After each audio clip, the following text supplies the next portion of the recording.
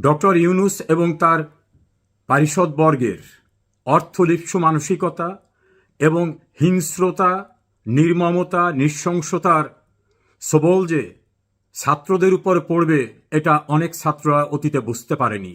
তাদের ধারণা হয়েছিল হয়তো শেখ হাসিনা এবং তার রাজনৈতিক সহকর্মী সহযোদ্ধাদের উপরই নৃশংসতা সীমাবদ্ধ থাকবে।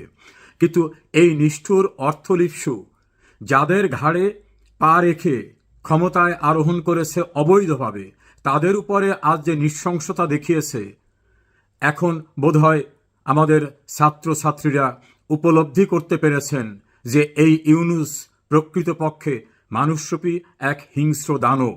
তা না হলে মাইলস্টোন স্কুল এবং কলেজের যে নির্মমতা, বিমান দুর্ঘটনার নৃশংসতায় শত শত কোমলমতি প্রাণ মৃত্যুর মুখে ঢলে পড়েছে, সেই ঘটনায় ক্ষুব্ধ ছাত্রছাত্রীদের প্রতি আজকে যে নির্দয় আচরণ করা হয়েছে, পেটানো হয়েছে, ছাত্রীদের হোস্টেল থেকে বের হয়ে সত্য ঘটনা প্রকাশ করার পথে বাধা সৃষ্টি করেছে, তা সারা বিশ্ব দেখেছে সামাজিক যোগাযোগ মাধ্যমের সাহায্যে।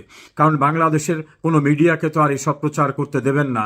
মিডিয়ার কণ্ঠ তো স্তব্ধ করে রেখেছেন।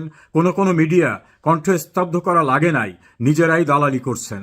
সেক্ষেত্রে আটকা পড়েছিল ইউনূস এবং ডাস্টবিন শফিক সেই ক্যাম্পাসে। অনেক চেষ্টা করে বিপুল সংখ্যক পুলিশ নিয়ে তাদের উদ্ধারের যে অভিযান, সেই অভিযানকালেও কোমলমতি বাচ্চাদের যেভাবে মারধর করা হয়েছে, এই মারধর করা পাষাণী হৃদয়ের অধিকারীও কেউ করতে পারত কিনা সেটা নিয়ে সংশয়।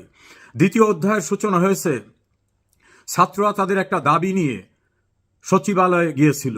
সেখানে বিশাল সংখ্যক পুলিশদের নিয়ে তাদের যে নির্মমভাবে মারধর করা হয়েছে, সেই যে নির্মমতা, হিংস্রতা, বর্বরতা, নারকীয় আচরণ তাদের সঙ্গে, ছাত্রদের আমার মনে হয় তাদের ঘুম ভেঙেছে।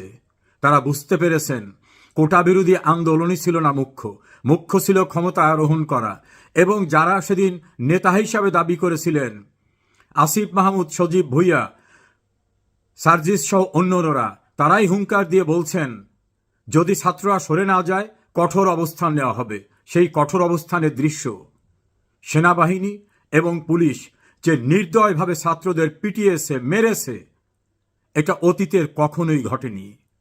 আবার একটি স্কুলের একটি দুর্ঘটনায় কোমলমতি শিক্ষার্থীদের যে করুণ পরিণতি হয়েছে, সেক্ষেত্রেও চাঁদা আদায়ের জন্য ডক্টর ইউনূসের দপ্তর থেকে বিজ্ঞপ্তি দেওয়া হয়েছে, আসুন ত্রাণে সাহায্য করুন।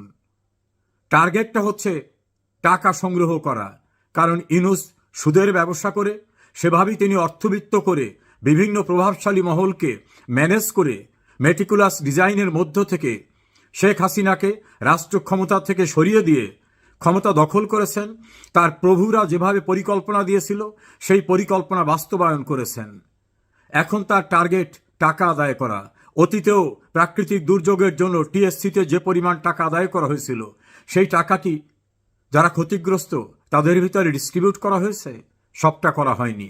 এখন আবার একটা স্কুলের সামান্য দুর্ঘটনা, একটা স্কুলে কতজন শিক্ষার্থী থাকতে পারে, রাষ্ট্রের এত ফান্ড থাকা সত্ত্বেও ইউনূস তার অ্যাকাউন্ট দিয়ে বিজ্ঞাপন দিয়েছে, আসুন টাকা দিন।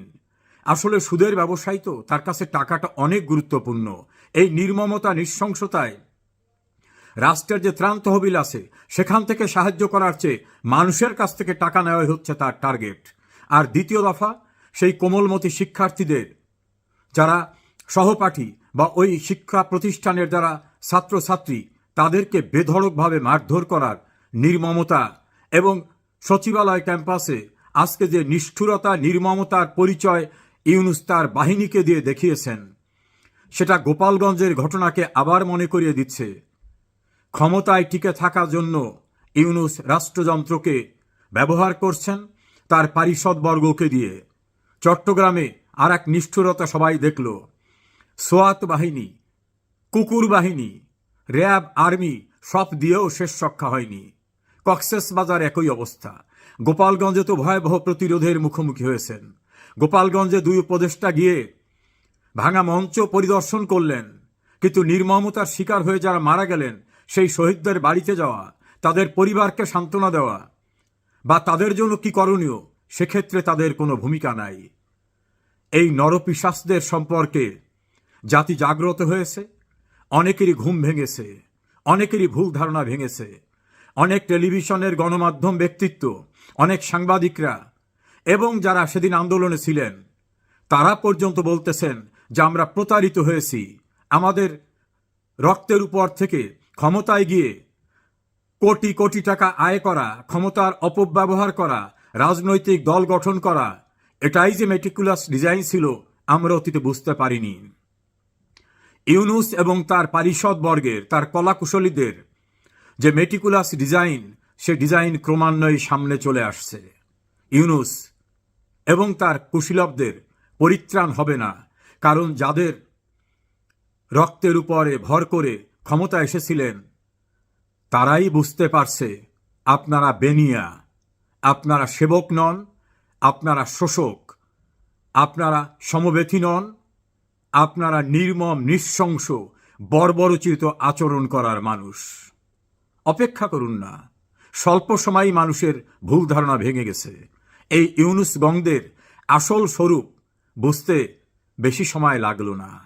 যারা তাদের পাশে ডাক্তার ইউনূসের হিংস্রতা ছাত্ররা অবশেষে বুঝতে পারল। পাপীরাও, তাদেরও এখন ঘুম ভাঙতে শুরু করেছে। রক্ষা হবে না কোনো প্রশাসন, কোনো পুলিশ, কোনো সোয়াত বাহিনী, কোনো ডগ স্কোয়াড রক্ষা করতে পারবে না। সে সময় খুব দূরে না। বাঙালি জাগ্রত হন। মুক্তিযুদ্ধের চেতনার বাংলাদেশ, ৩০ লক্ষ শহীদ, ২ লক্ষ মা বোনের সম্ভ্রম দিয়ে যে বাংলাদেশ অর্জন করা হয়েছে, শেখ হাসিনার নেতৃত্বে এগিয়ে আসা বাংলাদেশকে এই হায়েনাদের কবল থেকে অবশ্যই আমাদের উদ্ধার করতে হবে।